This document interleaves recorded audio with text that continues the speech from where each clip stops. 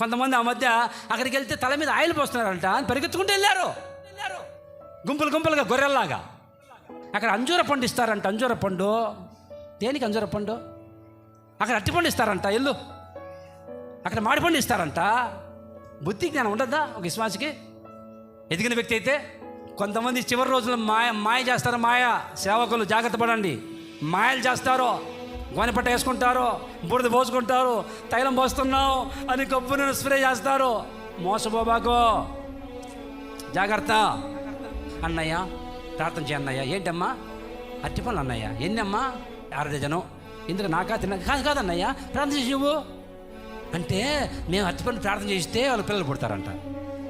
ఏమన్నా జ్ఞానం ఉందా? బుద్ధి లేకపోతే నీకు. మేము అరటిపండు ప్రార్థన చేస్తే అరటిపండు తింటే పిల్లలు పుడతారా? ఎవరు చెప్పారు నీకు అట్లా? 6 తెచ్చింది 6 డజను. నేను నాకనుకున్నా చక్కెరకాయలు తెస్తే ప్రార్థన చేసి తీసుకుందాం అనుకుని పెడుతుంటే కాదన్న ఎనీ కాదు నాకు. మరి ఎందుకు ఇచ్చావమ్మా? ప్రార్థన చేసి ఉన్నాయా? 12 బిడ్డ పుట్టాలా నాకు? దరిద్రం. అర్థమవుతుందండి.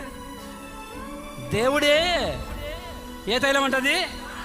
ఆనంద తైలం, ది ఆయిల్ ఆఫ్ గ్లాడ్నెస్.